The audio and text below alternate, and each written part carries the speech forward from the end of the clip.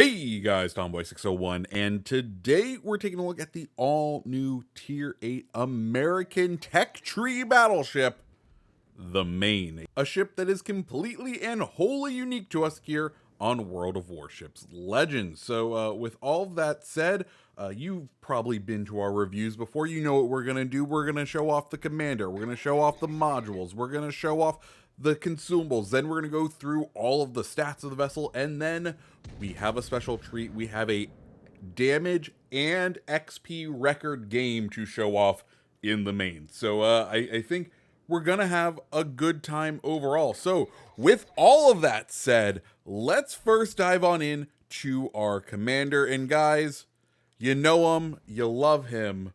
It's going to be good old William Sims, our American accuracy commander. Nothing really to be surprised here, though I will say I have changed up my build slightly. Instead of running Cunningham, I'm currently trying out Iachino. I think he may be better up at the higher tiers, just because sometimes you just need that little bit extra accuracy on the cruisers, and I feel like you can forego the accuracy on the battleships, the shell grouping on the battleships, because they're so big, you'll hit them. And with the destroyers, like, if they maneuver at all, is the shell grouping, like, I feel like it's a 50-50 shot if the dispersion actually helps, because if they maneuver, they may maneuver into the shell, if that makes sense. So overall, we're trying a new build here for William Sims. I'll report back, but for now, Iachino is our inspiration, along with good old Scharnhorst. Then base trade, of course, is built to last. It's going to boost the health of the vessel by 400 hit points per tier. Then we are running Flammable Cannoneer, Gyrating Drill Bits, Marksmanship, Reaching Out XXL, and Will to Rebuild. Then on to the mods. We are running Secondary Mod 1, because of course American battleships don't receive Aiming System Mod 1. Then we are running Searing Gears. Then we are running Concealment Mod. And finally, we are running Artillery Plotting Room. So that's what we got in the mod slots. Next, let's go ahead and take a look at those consumables. So we have 3 consumables, and God, do we have a lot of charges of the planes. We'll get to those. Anyways, first one, Damage Control Party. You know it, you love it. 20-second duration with an 80-second reload time. Then the Repair Party. You're going to be doing 842 health per second. It's going to last for 14 seconds. Reload time is 80 seconds, and you're going to get 3 charges of it. And then we have, I'm running Spotter Plane. You could also run either Secondary Battery Booster or Fighter Planes, and you get 6 charges of them, which is frankly obscene. I don't know why you need so many, but we have that many. So it's going to boost main battery shell grouping by 10%. It's going to last for 30 seconds. It's going to reload in 200 seconds, and you get 6 of them. Like I said, I'm not sure why we chose that to have 6 of them, but, well, here we are. Let's go ahead and dive on in to the stats of the vessel. Maine, 80,200 hit points with an armor thickness between 6 and 541 millimeters. Let's go ahead and take a look at that armor scheme. It is very similar to the Montana, because of course Maine is a Montana class ship. She's kind of a made up one where we didn't put all of the barrels, so we have 3 barrels and 2. We'll get into that. Anyways, armor. We'll go ahead and take a look. Bow, she's rocking that 32 millimeter bow. She has a huge 409 millimeter casemate with a 38 millimeter upper bow. Her deck, you're looking at 38 millimeters up top and 32 millimeters on bow and stern. We'll go ahead, take everything away to show off that beautiful citadel, and I think it sits a hair above the waterline. Kind of hard to tell with this port, once again, because I'm not a fan of this port. Anyways, let's get back to those stats. Torpedo reduction, we're looking at 37%. Then let's kind of rewind to those heals. You're going to regain 11,788 health per heal, which is going to give you a total potential health pool of 115,564, putting it slightly below Republique. Now onto the main batteries. You're going to have two 2-barreled and two 3-barreled 406, i.e. 16-inch guns. They are sectioned so that there is 5 barrels on the fore and 5 barrels on the aft, which, you know, kind of makes sense. It's kind of just like a giant Pensacola. Firing range on it, 19.8 kilometers with a 30-second reload, which is going to give us 20 shells per minute. 180 time, 32.7 seconds with an HE damage of 5,700, giving you a DPM of 114,000. Chance of fire on those shells is going to be 36%. AP damage you're looking at 14,410, giving you a DPM of 288,200. Secondaries, well, you're going to have 10 2-barreled 127 millimeter guns with a firing range of 6 kilometers and a reload time of 4 seconds. They're going to do 1,800 damage, and they're going to have a 9% chance of fire. That's going to give you a total secondary DPM of 540,000. Torpedoes, boat doesn't have any. It's a battleship, and they rarely get them, and Maine does not have them. Anti-aircraft armament, well, you're looking at 5.2 kilometer range with a minimum damage of 157 and a maximum of 669. Top speed of the vessel in current trim, 28.8 knots, with a turning radius of 950 meters and a rudder shift time of 18.9 seconds. Concealment of the ship, 13.8 kilometers by sea, 11.6 kilometers by air, and 15.5 when firing in smoke. So those are the stats of the vessel. Like I said, or hinted at earlier, she is a Montana class ship. She has a Montana-esque hull. She was never actually built because, of course, none of the Montana ships were ever fully built or commissioned. I think they did end up laying down the hulls of a couple of them, but she was never brought to completion. And this is them basically removing one gun from each side of the boat, or one barrel from each side of the boat, is their kind of balancing mechanism to turn a legendary ship down into tier 8. And honestly, I think that works good. Anyways, let's go ahead and dive on into a game. Okay, and welcome to Islands of Ice here in the Maine. We have an Epicenter match, and Epicenter is one of those game modes that it's feast or famine, and I guess we technically feast at the end of this. Pulling center on Epicenter is a bit of a conundrum, because your initial instinct as a battleship is must get out of open water, but you should also kind of keep in your mind that, you know, the center is a very good spawn, especially for the battleships, because it gives you access to project power across the entire game board. So depending on your build, you can make center work as a battleship, and we're going to attempt to do that right here. We had an opening shot at Yamato. I don't think we end up doing much, but look where we have access to. Look where our firing range is. Anywhere within the circle, we can go ahead and engage, and that's the important bit that we want to keep in mind here, is being able to engage who we can and where we can. Because it's the early match, we also get the people who turn just flat broadside, so we'll try to take advantage of that. We have a Maine and a Tirpitz kind of dead across from us. We're going to keep an eye on Maine. Maine not looking a little too angled for our taste, but Tirpitz looking delicious. Also, we weren't quite spotted there yet. One of the nice things with the Concealment mod is being able to come in a little bit closer. Now, we do have to acknowledge one thing about this game. If you notice up above, thanks to non-mirrored matchmaking, I will say I believe our team is at a distinct advantage in the fact that we have a destroyer and the enemy team just has a bonus cruiser, which, I mean, yes, being able to have a higher overall DPM is nice, but the spots are where it's at. Anyways, we took the turn right there, and as we did, you saw we took some pretty significant damage. As far as how Maine performs armor-wise, guys, it's a Montana. It's a little bit better than the Iowa.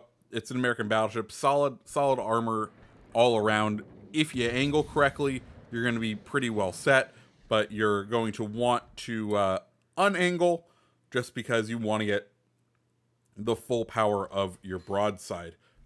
Looking back, we did slap the crap out of that Tirpitz, and we're trying to see if we can get another angle. He doesn't have much health left in him.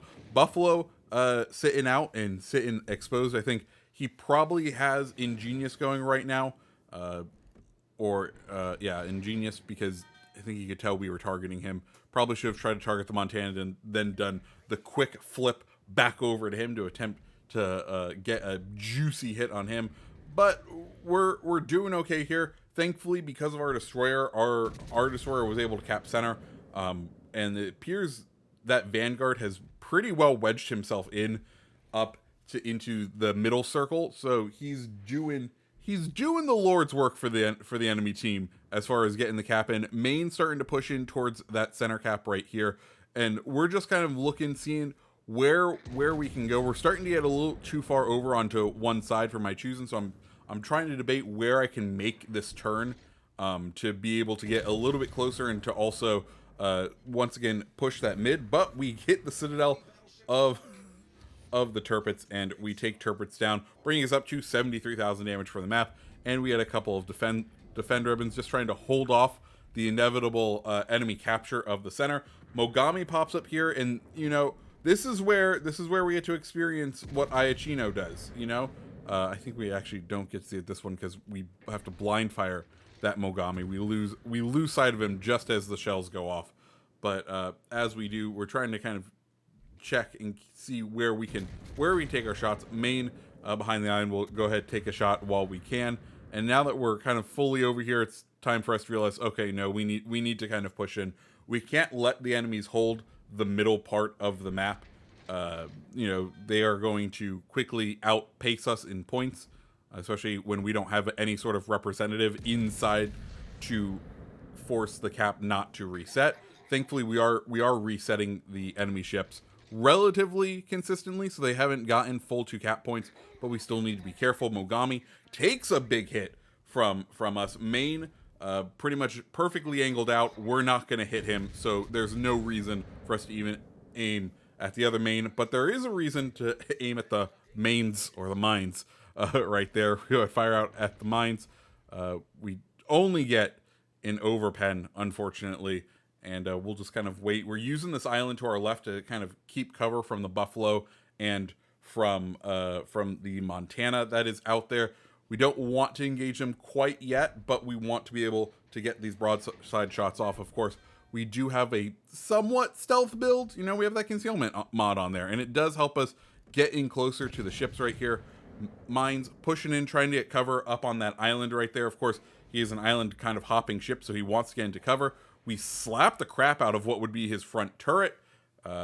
Get two pens and 2 overpens, and we just need this reload to come in to check, and then we can start really doing some damage to him.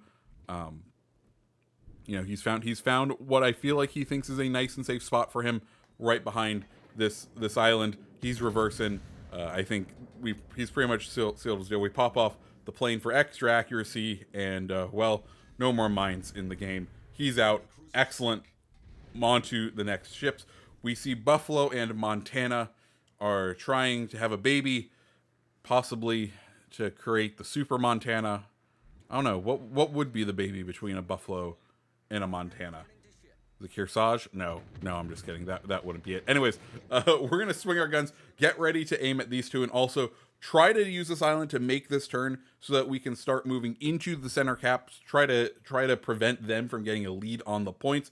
This will be a little bit of a dangerous maneuver for us, but, you know, it's a risk we have to take. But we take our first salvo at Buffalo. Montana looking much more juicy of a target, so we get some decent hits out of Buffalo and not much from Montana, but we're swinging that boat all the way around. We want to get re-angled. We want to get it so that we are facing away from the Montana, adding distance. One, because it's going to angle us and put our ship so that we have that access to the next set of cover for us to be able to maneuver behind successfully.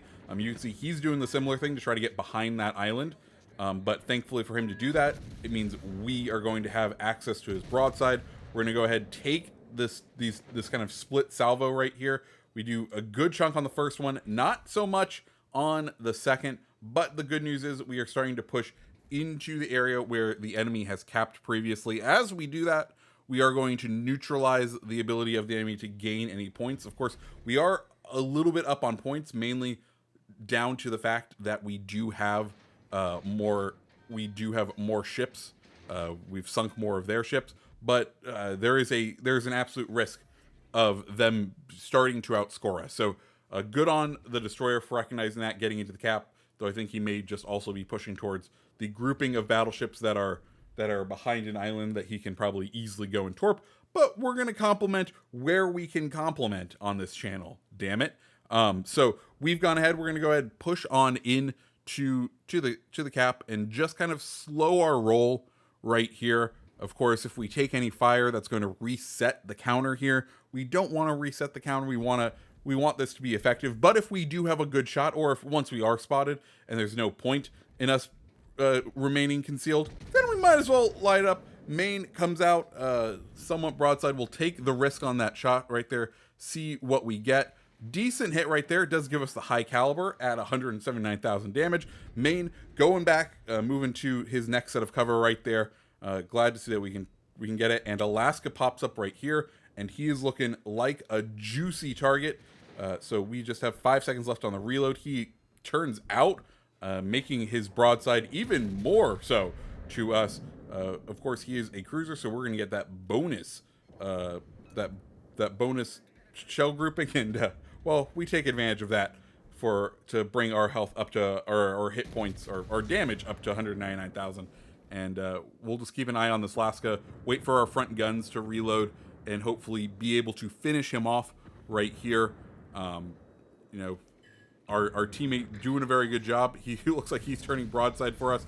Shots look good, and they fall short. We get a ricochet, and most of the other ones fall short, and our Worcester is able to finish it off. That's okay. It's one more cruiser knocked off. It's giving us the ability to capture that second circle, which is exactly what we want. Montana and Buffalo are still kind of next to each other out in the distance, so we're going to go ahead, get ready to fire. Montana looking like he's kind of traversing in a beautiful broadside to us, so we will go ahead and take advantage of that, fire out the shells, see how the groupings are. We're looking good on this shot, and he drops off the map, but we end up finishing him. That's exactly what we like to see. Maine traversing broadside again, and well, we've been doing pretty good on broadside ships so far. And you know, let's go ahead and just talk about Maine overall. Is it the best tier 8 battleship? Probably not. I feel like it's exactly what you would expect. I haven't been too thrilled by it. Yes, this is fun. We're having a good game here. But will I ever take the Maine out after this video? Probably not. It's okay. But like, if you want this playstyle, why wouldn't you go and play Montana? Like, there's no reason not to go and play Montana. Maine and Montana are just too similar. And the way that progression works, it's not like you have to play through Maine in order to get to the pinnacle, which is Montana. Also, we slapped the shit out of the Buffalo right there. We don't get the kill, but we definitely do the good damage. But you know, it's okay. It's a Maine, if you will. It's like, yes, it's a fun ship. It's exactly what you would expect. I'm not looking forward to continuing to play it. It's not a boat that I look forward to taking out at all. You know, it kind of just fits the niche. Anyways, we end the game 248,371 damage, which is the damage record, and an XP record if you go over to WowS Builds for 3,789 XP for the game. A very good game if I do say so myself. Guys, if you like this video, go ahead and hit the like button, hit the subscribe button, and I hope you have a fantastic rest of your day. See ya.